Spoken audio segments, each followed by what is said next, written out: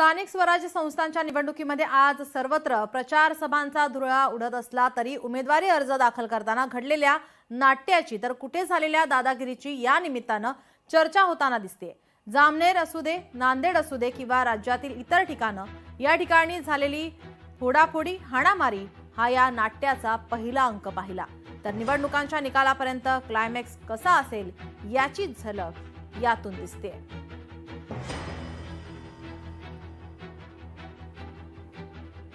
नांदेडमध्ये अर्ज मागे घेण्यावरून राडा पाहायला मिळाला तर जळगावमध्ये या ठिकाणी सुद्धा अर्ज माघारी घेण्यावरून राडा झाला होता।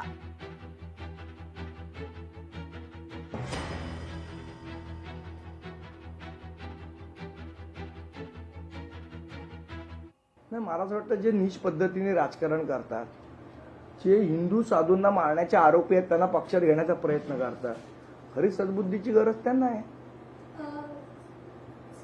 जे लोकांना इलेक्शनचे फॉर्म भरू देत नाही, खरी सद्बुद्धीची गरज त्यांना आहे।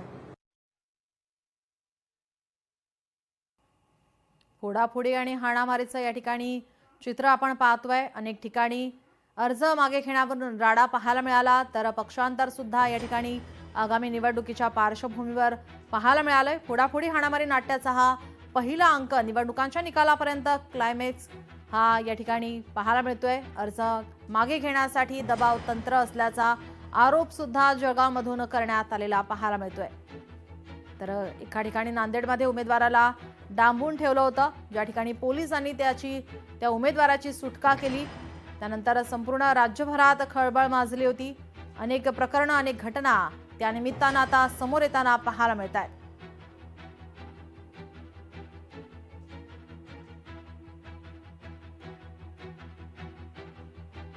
स्थानिक स्वराज्य संस्थांच्या निवडणुका आणि सर्वत्र प्रचारांचा धुरळा उडत असला तरी उमेदवारी अर्ज दाखल करताना घडलेल्या नाट्याची तर कुठे झालेल्या दादागिरीची या निमित्ताने चर्चा होताना दिसतेय।